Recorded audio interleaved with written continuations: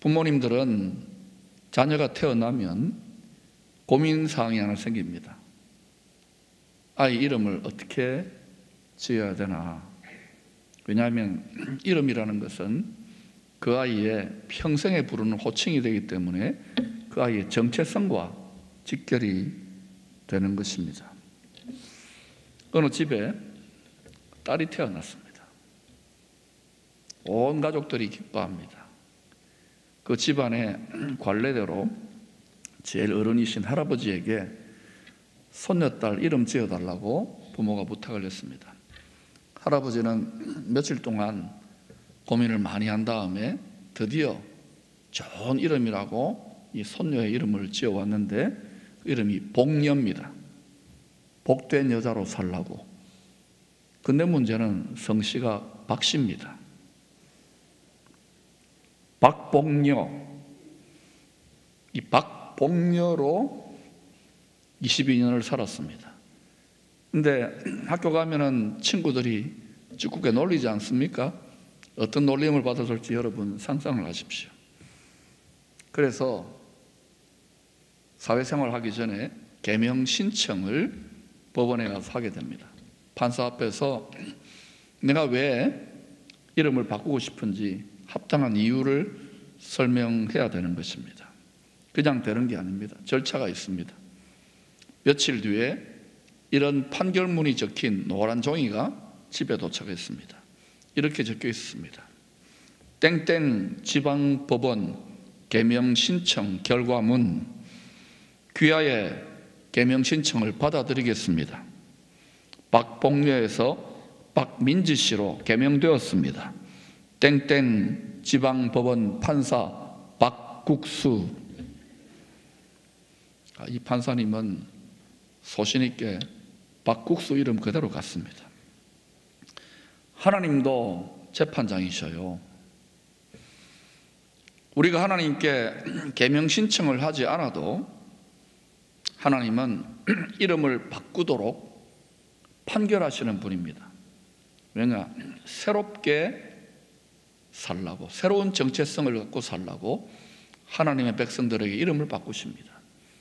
창세기 17장을 보면 아브라함이 이름 바꾼 이야기가 대표적입니다.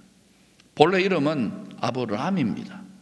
한 가정에 존경받는 아버지, 이런 이름의 뜻을 갖고 있는데 아브라함으로 이름을 바꾸라고 판결을 내리셨어요. 아브라함이라고 하는 이름은요, 모든 민족의 아버지라는 것입니다. 한 가정의 아버지에서 모든 민족, 온 열방의 믿음의 조상이 되라는 뜻입니다. 너는 모든 민족의 복이 될 것이다. 아브라함이라고 하는 새 이름 속에다가 그의 새로운 정체성, 새로운 사명을 새겨 넣은 것입니다. 또 아브라함의 손자 야곱, 그 이름의 뜻이 발 뒤꿈치를 움켜쥐는 자, 수단 방법을 가리지 않고 속여서라도 그 이름대로 움켜쥐는 사람이었습니다. 성공하겠다는 것이죠. 그런데 그가 하나님의 역사 속에 그 기질을 뽑아내시고자 인생의 결정적인 코너에 몰립니다. 여러분 잘 아시듯이 창세기 32장에 야복강가에서 하나님과 씨름을 합니다. 그때 하나님이 새 이름을 주십니다. 창세기 32장 28절입니다. 우리 같이 한번 읽어보십시다. 시작. 그가 이르되 내 이름을 다시는 야곱이라 부를 것이 아니요 이스라엘이라 부를 것이니 이는 내가 하나님과 및 사람들과 겨루어 이겼음이니라. 겨루어라는 것은 have struggled, 씨름을 한다는 거예요. 진통을 한다는 거예요. 여러분, 성도는요, 인생의 문제들과 씨름하는 사람이 아닙니다. 성도는 사탄하고 씨름하는 게 아니에요. 성도는 자기 자신하고 씨름하는 게 아닙니다. 우리의 살 길이 뭐냐? 능력 많으신 하나님하고 씨름하는 사람입니다. 그렇게 하면 아브라함에게 주신 그 정체성대로 모든 민족의 복이 되는 거예요. 그래서 여러분, 여러 가지 문제들이 있지만 오늘 이 예배를 통하여 다시 한번 하나님과 믿음의 씨름을 함으로 승리할 수 있기를 축원합니다. LA에 다저스라고 하는 유명한 야구팀이 있죠. 거기에 허샤이저라고 하는 선수가 있는데 이분이 은퇴하고 나서 Out of the Blue라고 하는 자서전을 썼습니다. 거기에 이런 이야기가 나옵니다. 어느 날 LA 다저스의 유명한 탐 라소다 감독이 자기를 불러가지고 혼을 내는 거예요. 자네는 왜 경기장에만 가면 좋은 자질을 가지고 있고 또 구력도 좋은데 왜 그렇게 주눅든 강아지처럼 이렇게 공격적인 적극적인 피칭을 못하느냐고 그렇게 책망을 좀 합니다. 그리고서는 감독이 처방을 내립니다. 그래서 내가 자네의 그 가능성을 좀 끌어내려고 별명을 하나 붙여주겠다고, 소극적인 성격을 좀 버리라고. 그 선수의 별명을 뭐라고 붙여줬냐? 불독이라고 붙여준 거예요. 감독이 불독 하니까 동료 선수들도 다 주위에서도 헤이 불독 불독 이렇게 부르는 거예요. 그런데 기적 같은 일이 일어납니다. 이 선수가 처음에는 불독이라 기분 나빴을지 몰라도 마운드에만 올라서면 자기가 불독이라고 생각을 하기 시작하는 거예요. 타자나 상대방 선수들을 으르렁거릴 듯이 그냥 물어 뜯을 듯이 그냥 아주 적극적으로 공격적으로 공세적으로 피칭을 합니다. 그러고 난 다음부터요, 이름이 달라지고 나고 그렇게 이름을 새 이름으로 부름받고 나니까 소극적이고 부끄러운 그러한 기질에서 아주 파이팅이 넘치는 선수로 바뀌면서 성적이 막 급상승을 하는 거예요. 나중에는 이분이 월드 시리즈라고 하는 최고로 유명한 경기에서 최우수 선수상까지 받는 그런 쾌거를 이루게 됩니다. 새 이름으로 불림받음으로 말미암아 갖게 된 새 정체성이 그에게 이런 결과를 낳고 있는 것입니다. 우리는 다 자기 정체성이 있습니다. 이 땅에 우리가 태어나 있기 때문에 저는 한국 사람, 또 박씨 집안 사람이니까 박씨 집안 사람, 또 여러분은 포항을 살잖아요. 우리가 포항 사람, 이렇게 의식이 있는 거예요. 그게 우리의 정체성을 규정합니다. 그런데 하나님은 우리가 예수를 믿는 순간 우리 모든 성도들에게 여러 가지 새로운 이름을 주십니다. 한 가지 새 이름만이 아니라 여러 가지의 새 이름들을 재판장이 계명으로 해주십니다. 그것은 하나님 아버지께서 자녀된 우리들에게 그토록 많은 생각과 많은 소망과 기대감이 있다는 거예요. 이름들이 많습니다. 새 이름들이. 그 중에 대표적인 것 몇 가지 생각해 보십시다. 우리가 상속자라는 이름이 있습니다. 우리가 장차 이 땅에서 어떻게 살았던지 간에 하나님 인정받는 믿음으로 살면 엄청난 하늘의 상급과 영광을 기업으로 상속받게 됩니다. 이걸 기억하십시오. 재벌 상속자로 살아도 당당하고 부유한데 우리는 하늘 아버지의 상속자입니다. 또 우리가 그리스도의 신부라는 이름도 있습니다. 남자 성도든 여자 성도든 관계없이 우리는 신랑 예수님의 다 신부처럼 친밀한 사랑의 관계에 있다는 거예요. 또 우리가 그리스도의 병사, 그리스도의 군사입니다. 각각의 새 이름마다 고유한 정체성과 고유한 특성이 있습니다. 예를 들어서 우리가 그리스도의 신부다 그럴 때는 신부의 특성이 있잖아요. 순결한 사랑, 그게 강조되는 겁니다. 또 그리스도의 병사 그럴 때는 어떤 원수막이나 악한 세력들에 대해서 타협하지 않고 굴복하지 않고 끝까지 믿음에서는 싸움을 싸워 승리하는 믿음의 용기, 뭐 이런 것이 중요한 정체성이 되겠죠. 우리에게 주어진 수많은 새 이름들이 있는데 그 중에 그때 필요한 대로 우리가 고유한 정체성과 고유한 사명을 발견해야 되는 것입니다.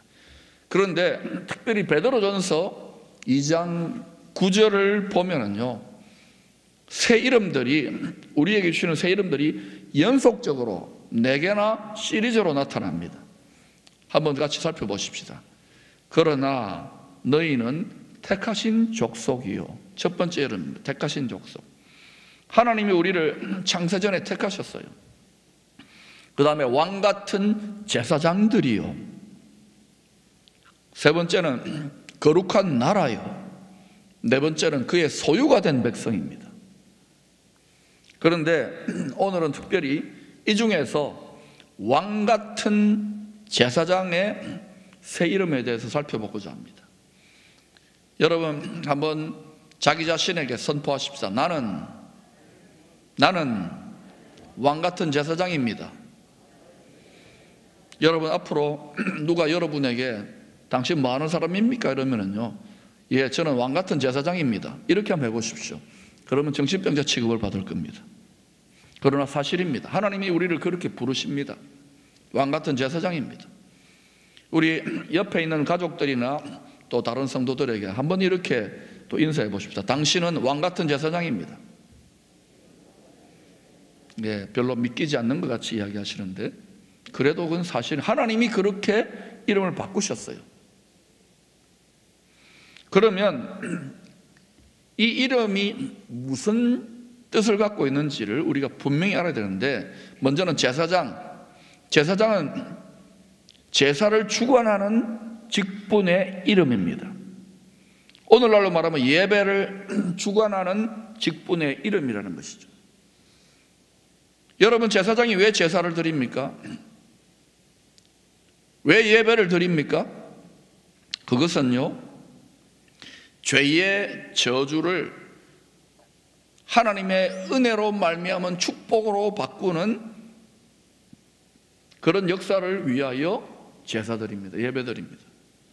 그래서 하나님이 기쁘게 받으시는 제사, 하나님이 기쁘게 받으시는 예배를 드리면 저주가 떠나가고 복이 임하게 되는 것입니다. 그래서 우리는 모두가 제사장입니다. 그래서 예배 잘 드려야 돼요. 여러분의 예배가 저주가 떠나가고 문제가 해결되어지는 복이 임하지 않으면, 이거는 물질적인 복이나 뭐 이런 기적 같은 복을 말하는 게 아니에요. 그건 나중에 따라오는 부산물이고, 예배에 복이 임하지 않으면은 예배가 잘못 드려지는 겁니다. 하나님이 기쁘게 받으시는 예배가 아닌 거예요. 여러분, 수많은 성도들이, 수많은 가정들이 다 예배를 드리지만 가정마다 믿음의 모습과 형편이 천차만별입니다. 내가 정말 하나님이 기뻐하시는 신령과 진정의 예배를 드리고 있는지를 살펴봐야 돼요. 여러분이 제사장이기 때문에 그래요. 그 다음에 왕이 나옵니다. 왕 같은 제사장이니까. 왕은 뭡니까? 다스리는 직분의 이름입니다. 왕은 다스려요. 그러면 왕 같은 제사장의 이 새 이름은 쉽게 말하면 뭐냐? 하늘의 복을 받아서 땅을 다스리는 자라는 뜻입니다. 우리가 나는 왕 같은 제사장입니다 라고 하는 말은 나는 하늘의 복을 받아서 땅을 다스리는 사람입니다, 이렇게 자기를 소개하는 거예요. 이 왕 같은 제사장에 우리의 새 이름의 정체성을 잘 설명해 주는 말씀이 바로 오늘 요절인 28절의 말씀입니다. 여러분 한 주간 동안 이 요절을 이제 붙잡고 계속 묵상할 겁니다. 암송하면 더 좋아요. 같이 한번 읽어볼까? 이 요절을 시작. 하나님이 그들에게 복을 주시며 하나님이 그들에게 이르시되 생육하고 번성하여 땅에 충만하라. 땅을 정복하라. 바다의 물고기와 하늘의 새와 땅에 움직이는 모든 생물을 다스리라 하시니라. 먼저 시작되는 것이 뭡니까?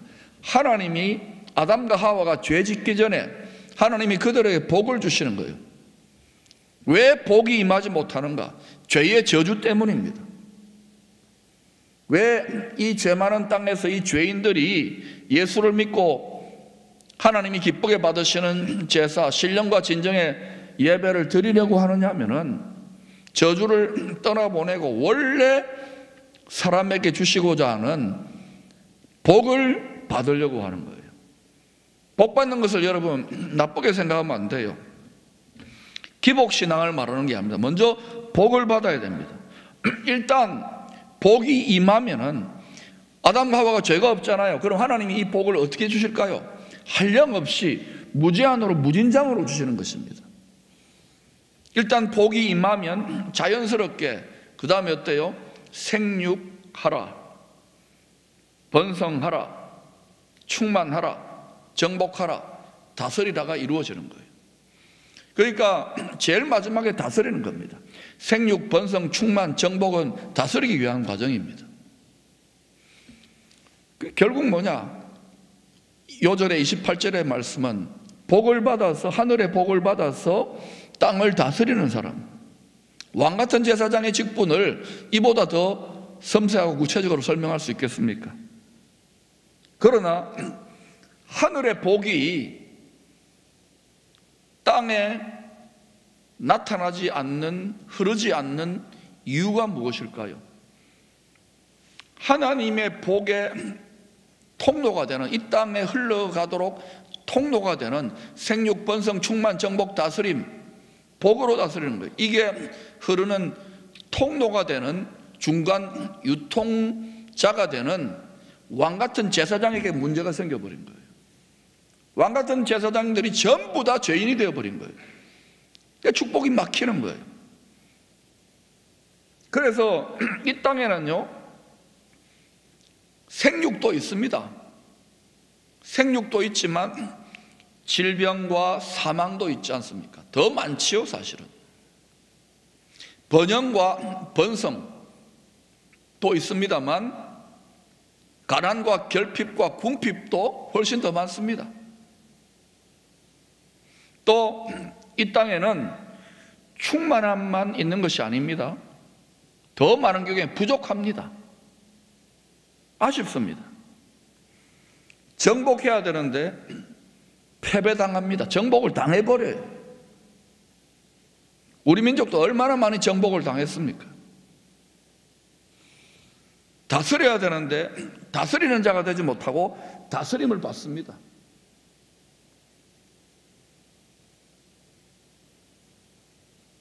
결국은 뭐냐? 복을 제대로 못 받고 있다는 거예요. 결국은 뭐냐? 왕같은 제사장 된 우리 성도 한 사람 한 사람이 하나님의 복 받을 만한, 기뻐 받으실 만한 제사, 예배 생활에서 실패하고 있다는 거예요. 하나님이 기쁘시게 받으시는 제사, 예배가 드려지면 복이 임해요. 복이 나타날 수밖에 없어요. 그 결과로 자연스럽게 하지 말라고 해도 법대로입니다. 생육, 번성, 충만, 정복, 다스림이 나타나는 거예요. 그러니 우리가 문제 해결이 어디에 있느냐? 제사장적 직분을 이 새 이름대로, 정체성대로 살지 못하는 거예요. 예배가 얼마나 요즘 소홀히 여겨집니까? 특별히 지금 가정에서 예배들이 좋은 빌미가 됩니다. 저도 한 2주 격리되어 가지고요, 유혹이 있어요. 꼭 공적인 예배만이 아니라 여러분 개인이 24시간 예배자로 사는 거예요. 하나님이 기쁘시게 받으시는. 예배를 통해서 무엇을 받으십니까? 마음을 받잖아요.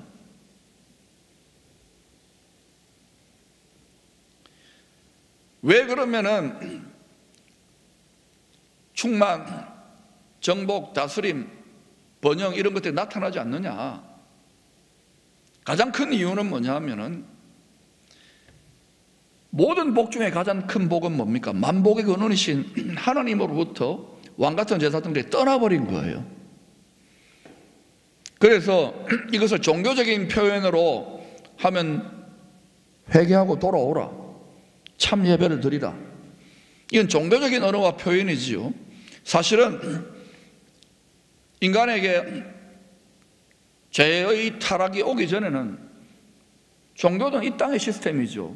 그냥 자동으로 예배드리고 하나님하고 자동으로 좋은 관계가 되기 때문에 모든 게 자연스럽게 일어나는 거예요. 우리는 너무 종교적으로 예배적으로 그 틀을 벗어나시기를 바랍니다. 예배는 바른 관계를 갖는 거예요. 그러면 복이 임해요. 하나님이 제1의 계명이 하나님을 그 어떤 것보다 사랑하라, 이 관계가 되면 나머지는 자동으로 해결된다고요. 근데 우리가 끊임없이 다른 거 사랑하잖아요. 그 중에 제일 사랑하는 게 우리 자신이고, 일단 제사장 된 성도들이요, 하나님이 기뻐 받으실 만한, 하나님이 찾으시는 신령과 진정의 예배, 참 예배를 드리게 되면은 하나님은요 큰 복을 주시는데, 그냥 시시한 복이 아닙니다. 가장 큰 복을 주시는데 어떤 복이냐? 하나님 자신을 주셔요. 하나님이 아담과 하와에게 그들에게 복을 주시며 할 때 그 복은요 다른 복이 아닙니다. 하나님 자신을 주시는 거예요.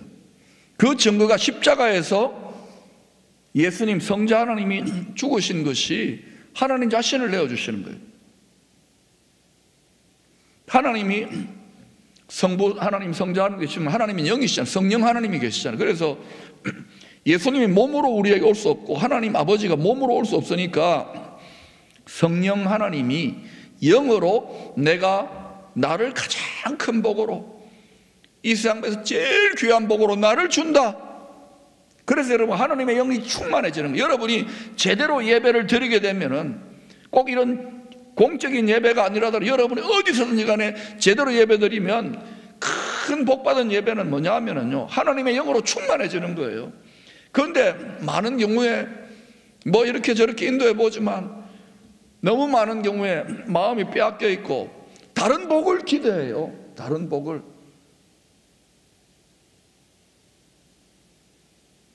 그 복 말고 다른 복 좀 주세요. 그런데요 그 복이 가장 큰 복이에요. 이 복이 임하고 난 다음에 건강도 풀어지고 경제적인 문제도 풀어지고 인간관계도 풀어지고 다 풀어지는 거예요. 여러분 경제적으로 몇만 불 더 앞으로 지금보다 10배나 더 잘 살면 만족할까요? 아닙니다. 불만족이 더 많을걸요. 건강해지면은 물론 좋지요. 질병 걸려보면 얼마나 괴롭습니까? 그러나 그 어떤 문제보다도 어떤 복보다도 가장 큰 복이 참 예배를 드리면 하나님이 충만해지는 거예요. 내 안에. 그때부터 모든 회복이 시작되는 거예요. 그래서 제사장의 사명을 우리가 잘 감당해야 됩니다. 그러면 복으로 다스리는 일들이 우리의 삶과 가정을 넘어서 나타나기 시작하는 거예요. 아직 우리가 1월 달입니다. 여러분 이 원리를 잘 터득하시기를 축원합니다. 복으로 다스리는 것이 바로 왕같은 제사장인 우리들입니다. 여러분 3일 뒤면은 미국의 차기 대통령의 취임식이 예정되어 있습니다.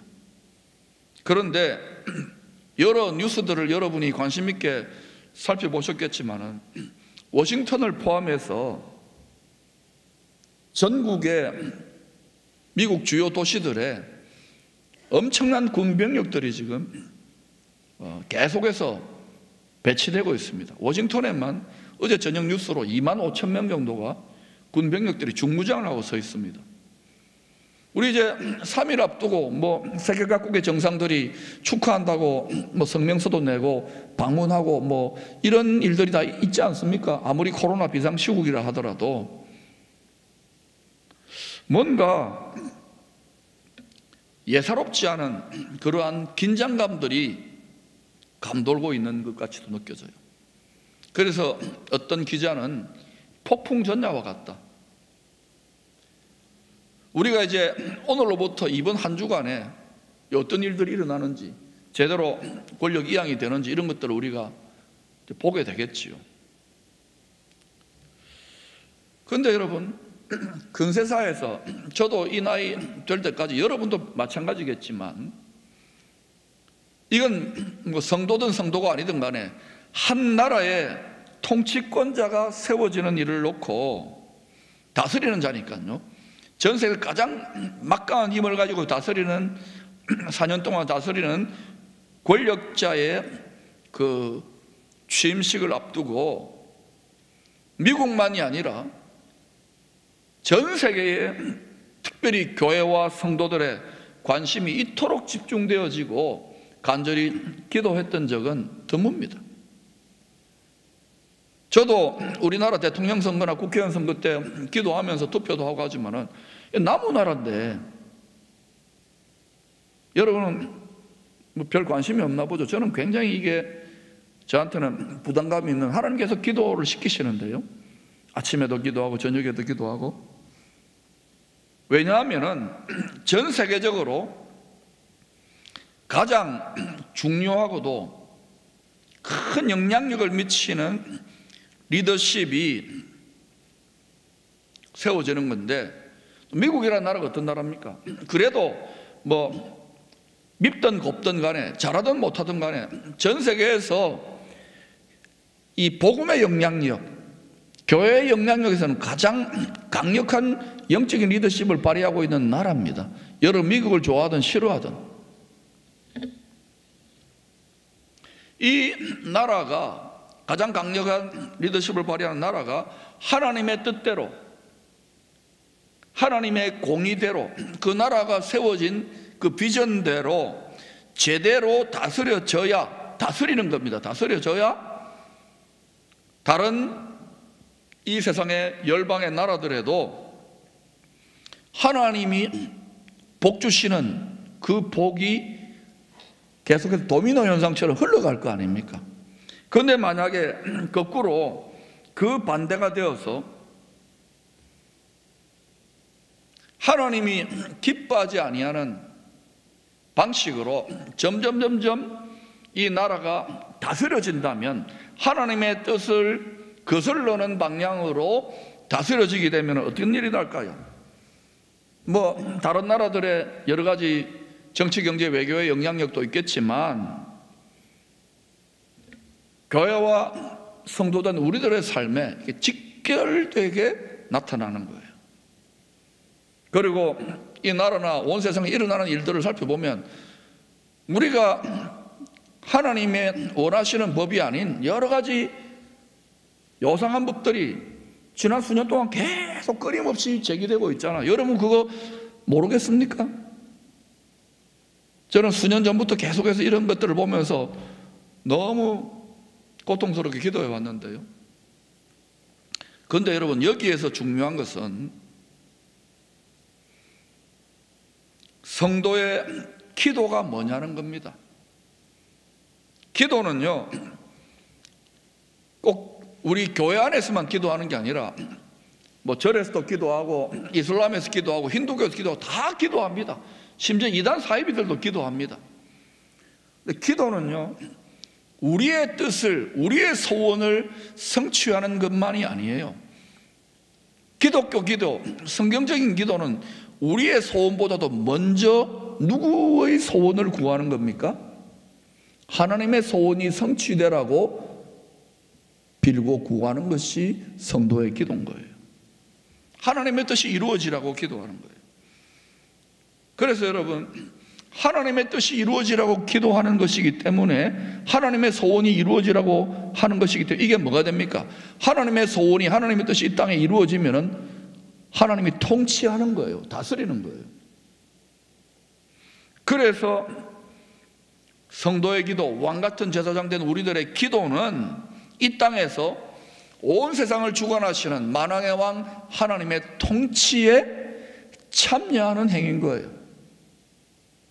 우리의 보잘것없는 우리들의 기도가 뭐 대단한가 싶지만, 우리 한 성도 한 성도가 정말 정성을 다해서 하나님의 나라와 뜻을 구하게 되면 어떤 일이 일어나느냐?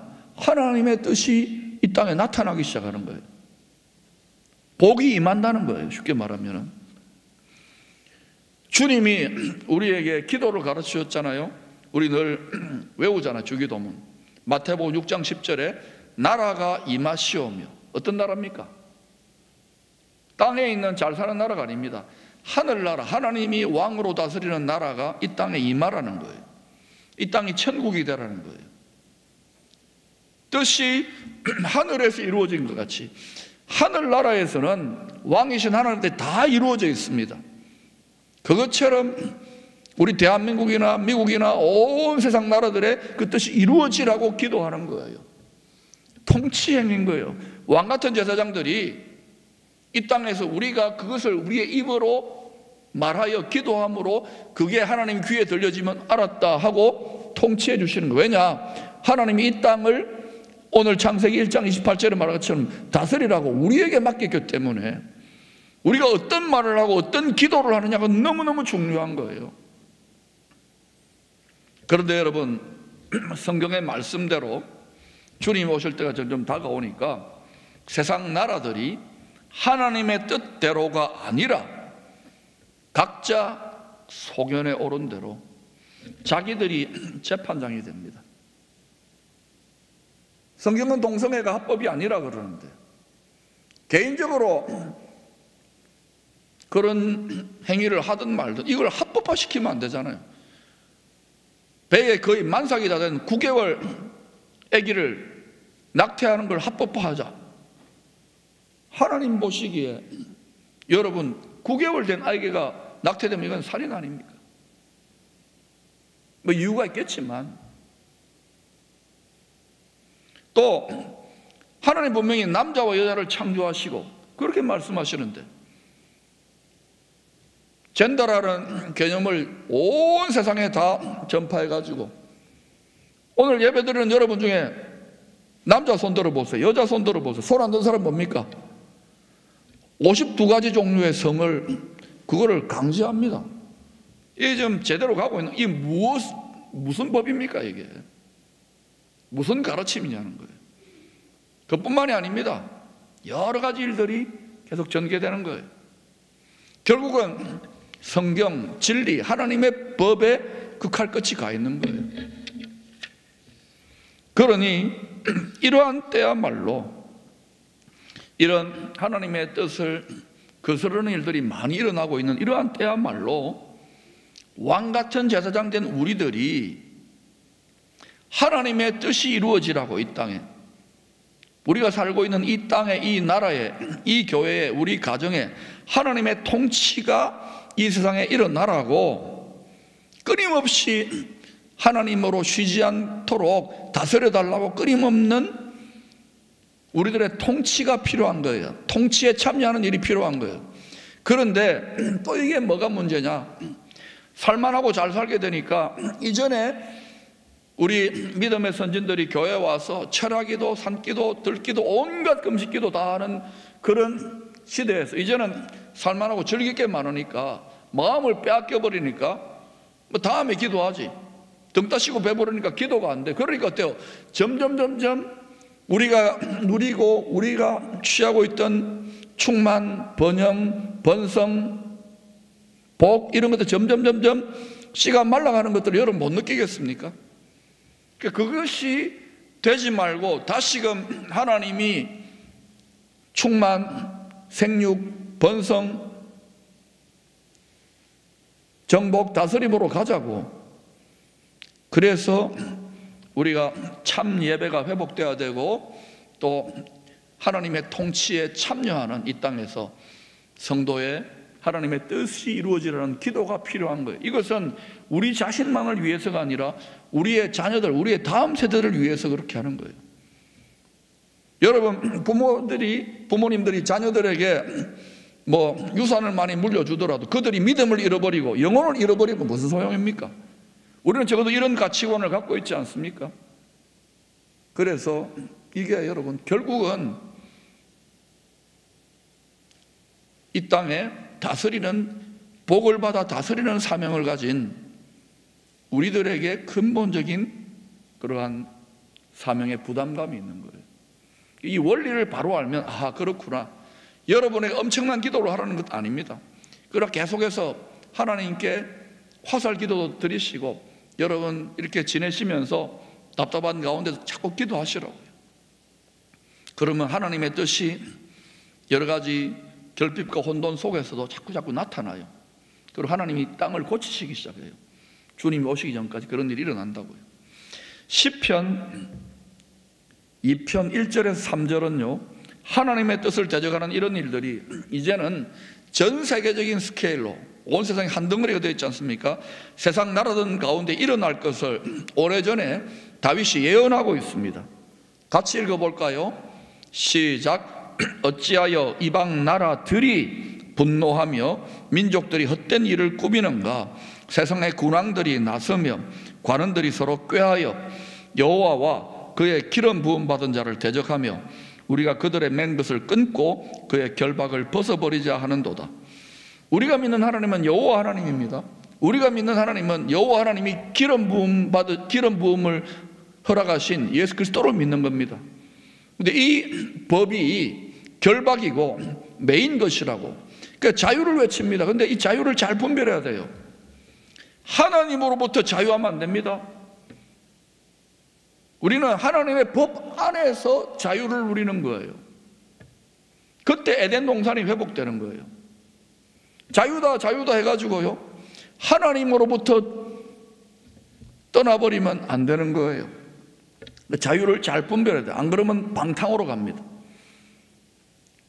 원수 마귀 사단은 속임수의 귀재라는 걸 알아야 돼요. 잘 분별해야 돼요.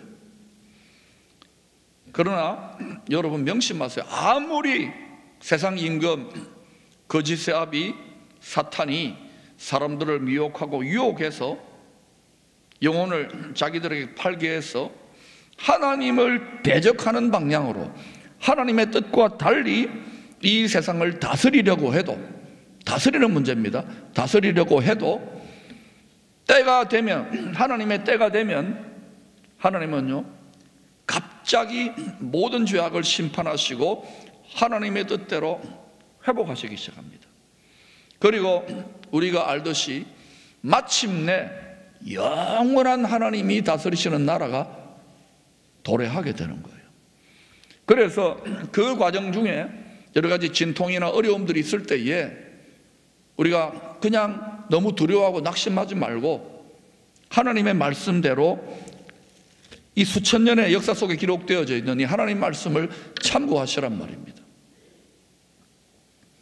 이 세상이 거꾸로 돌아가는 것 같은 일들이 보일 때에 이게 이상한 일이 아닙니다. 불시험입니다. 불시험이 다가올 때 이상한 일 당하는 것처럼 생각하지 말라 그랬잖아요. 성경대로 되고 있는 겁니다. 불시험이 일어나면 불 속에서 뭐가 튀어나오냐? 독사가 튀어나옵니다. 독사가 튀어나오면 이 독사의 역할이 뭐냐? 불의 역할이 뭐냐? 참 믿음과 거짓 믿음을 가려냅니다. 참 사람과 거짓 사람을 가려냅니다. 그러므로 이때에 우리는 이 불시험을 이겨내고 하나님 앞에 참 믿음, 살아있는 믿음, 산 소망, 참 사랑으로 인정받을 수 있기를 축원합니다. 이러한 하나님의 백성들과 성도들에게 하나님은 또 계속해서 주의 때까지 기회를 주시는 거예요. 그 시대를 축복할 수 있는 왕같은 제사장의 통로로 사용하시는 거예요. 이게 원리인 거예요. 원리. 때때로 그럼에도 불구하고 우리가 왕같은 제사장의 새 이름을 받았지만 하나님의 나라와 뜻을 구하며 살아가지만 세상이 거꾸로 돌아가는 것 같고 그래서 답답하고 또 갇혀 지내야 되고 낙심되고 심지어는 포기하고 싶은 그런 경우들이 있을 겁니다. 건강의 문제로, 경제적인 문제로. 아마 여러분 말씀 안 하셔도 이런 말씀하는 분들이 많을 거예요. 목사님, 내가 얼마나 힘든 줄 아십니까?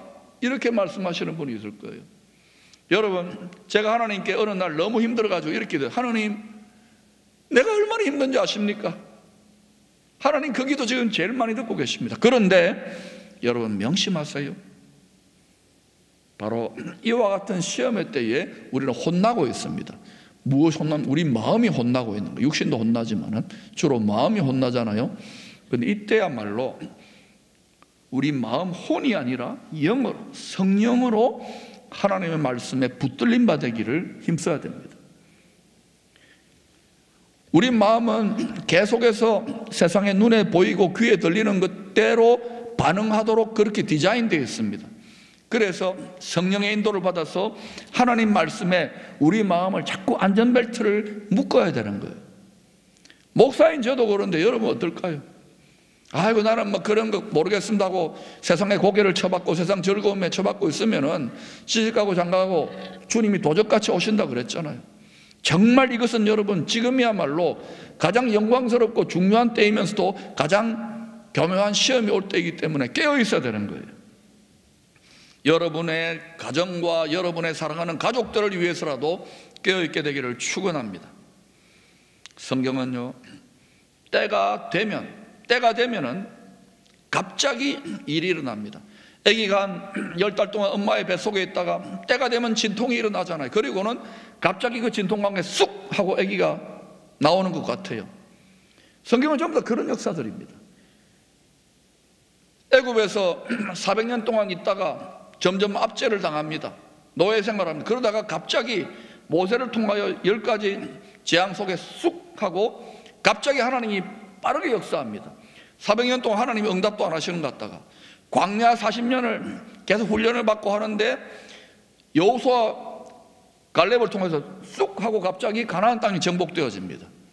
또 여러 가지 사사시대의 어둠이 있다가 다윗을 통하여 또 다윗이 혼나고 고통하다가 훈련되어지고 왕같은 제사장의 연단을 받고 난 다음에 또 놀라운 다윗의 왕국이 세워지는 거예요. 그러니까 우리 속도대로 하나님의 나라 역사는 1초, 2초, 3초, 4초 이렇게 일어나는 것이 아니라 때로는 슬로우 진행되다가 갑자기 퀵 하는 거예요. 퀵 하다가도 슬로우 진행되는 거예요. 꼭 지루박 스텝 받습니다. 그런데 여러분, 우리가 지금 주님이 오실 때를 앞두고 열방에 하나님은 한 영혼으로 많이 추수하기를 원하는데 지금 마지막 때처럼 성도의 권세가 깨어지는 때가 아니라 그랬잖아요. 그렇다면 이러한 세계관과 이러한 하나님 나라 역사관을 성경을 통해 제대로 보고 있으면 하나님이 이때에 예비되어져 있는 그릇들에게 많은 영혼들을 추수하고 하나님의 통치가 이 땅에 예고편으로 주님이 다스리러 오기 때문에 그러한 하나님의 나라가 예고편으로 이 땅에 이 나라에 세워지도록 지금이야말로 가장 열정적으로 열심으로 사명을 감당하고 하나님의 축복의 통로가 되어야 될 때가 아닌가요? 저는 이 원리 때문에 이렇게 외치는 거예요. 여러분 더디 깨어나더라도 낙심하지 마시고 계속해서 하나님 앞에 여러분 이 코로나나 이 답답함만을 바라보지 마시고 하나님의 기회를 볼 수 있기를 축원합니다. 여러분, 하나님은 모든 나라와 모든 민족, 모든 가정, 모든 개인에게 하나님이 창세전에 다 예정해 놓으신, 기록해 놓으신 책이 있습니다. 하나님의 뜻이 있다고요. 그걸 예언적인 뜻이라 그러는데 그것이 이 대한민국이 하나님 안에 복음으로 통일되어지기를 원한다면 우리들이 정말 지금이야말로 기도해야 될 때입니다. 미국을 향한 뜻도 있겠지요. 성경을 보십시오. 하나님 말씀은 수천 년의 역사 속에서 예정하신 하나님의 뜻대로 때가 차면 더디게 진행되는 것 같지만 갑자기 30배, 60배, 100배의 속도로 30년의 역사 속에서 60년의 역사 속에서 100년의 역사 속에서 안 되어지는 일들이 갑자기 통일이 되기도 하고요, 갑자기 어떤 격변이 일어나기도 하고 갑자기 전쟁이 일어나기도 하고 여러 가지 일들이 일어나는 거예요. 그렇다면 우리 앞에 놓인 것이 암울하고 답답한 일만 있을까요? 이 불시험 속에서 하나님이 이 민족을, 이 교회를, 이 가정을 축복할 만한 축복의 정인으로 드러날 그러한 이 연단의 때를, 그릇을 잘 예비해야 될 하나님의 뜻을 분별할 수 있기를 축원합니다. 하나님이 우리를 보고 왕같은 제사장이라고 한다. 복받아 다스리는 사람이라니까요. 이 사명을 감당하겠다고 결단하는 순간 참 제사와 참 예배와 참 기도가 드려지는 순간부터 우리는 그 시작이 되어지는 거예요. 성경은 전부 다 그 이야기입니다. 그래서 어느 목사님은요, 신앙생활을 조정경기에 비유를 했습니다. 카누 노젓는 거 있잖아요. 선수는 앉아가지고 앞을 바라봅니다. 그런데 배는 어때요? 노젓는데 앞으로 가는 게 아니라 뒤로 갑니다. 이게 뒤가 앞인 거예요. 우리는 육신을 가진 존재이기 때문에 육신적으로 바라보고 생각합니다. 세상이 거꾸로 돌아가는 것 같고 그것만 쳐다보고 있으면 내가 열심히 믿음의 노를 젓고 말씀의 노를 젓고 기도의 노를 젓는데 예배를 드리는데 진도가 안 나가는 것 같아요. 이걸 10년, 20년, 30년 계속 하다 보면 낙심이 되고 이제 배가 가고 있나 노를 젓기를 포기합니다. 얼마나 많은 사람들이 이와 같은 때에 기도를 포기하고 말씀을 포기하고 예배를 포기하고 그냥 주저앉습니다. 저는 오늘 새벽에 이 말씀을 묵상하다가 한 3시쯤 일어나가지고 잠깐 비몽사몽간에 제가 노를 젓고 있더라고요. 카누를. 지금 제대로 하고 있는 것이 맞나? 하나님 예배를 좀 제대로 드리려고 했더니 모이기도 힘들고 하나님 정말 하나님 이 기도를 듣고 계십니까? 계속 적고 있는 거예요. 설교를 뜨겁게 열정적으로 해도 그러나 여러분 분명히 기억하십시오. 하나님의 때가 있습니다. 때가 차야 됩니다. 그 때가 차면은 갑자기 호련히 새로운 하나님의 역사가 전개되는 거예요. 빠른 속도로 전개되는 거예요. 그러므로 여러분 지금 내가 제대로 가고 있나? 포기하지 마시고 눈에 보이고 귀에 들리는 것이 아니라 하나님의 시각에서 보면 여러분 이 여러 가지 시험 속에서도 하나님의 나라는 천국 복음은 하나님 말씀의 역사는 계속해서 빠른 속도로 전진해 나가고 있다는 것을 기억하시기를 바랍니다. 그래서 하나님의 말씀을 붙들어야 됩니다. 진리의 성령의 감동에 사로잡히기를 힘쓰시기를 바랍니다. 이 시험의 때도 잠시 뒤면은 지나갑니다. 그리고 우리에게 분명히 기회가 주어질 것입니다. 저와 여러분의 기회가 주어질 것입니다. 그때에 하나님의 복을 받는데 그 복 중에 제일 큰 복이 무슨 복이라고요? 하나님의 영으로 충만해지는 복이에요. 이 복이 임하게 될 때 우리는 생육, 번성, 충만, 정복, 다스림으로 나아가게 되는 거예요. 왕같은 제사장의 사명을 감당하는 거예요. 마태복음 24장 14절에 분명히 말씀하고 있습니다. 이 천국 복음이 모든 민족에게 증언되기 위하여 온 세상에 전파되리니 그제야 끝이 오리라. 여러분 복음이 전파되어야 온 세상 땅끝까지 하나님의 복이 흘러가야 그제야 끝이 옵니다. 그러므로 지금 끝날 때가 아닙니다. 오히려 기회가 옵니다. 큰 격변과 진동이 있을 때는 오히려 깨어 준비하는 그러한 개인과 기업과 나라와 가정과 교회에 큰 기회가 올 수 있습니다. 여러분 낙심을 떨쳐내고 계속해서 믿음의 노를 저으십시오. 눈에 보이고 귀에 들리는 현실에 절망하지 마시고 계속 믿음과 기도와 말씀을 지난 한 해 잘 살아왔습니다. 올 한 해 이것을 딛고 놀라운 30배, 60배, 100배의 속도로 돌파구 열리는 한 해 될 수 있기를 축원합니다.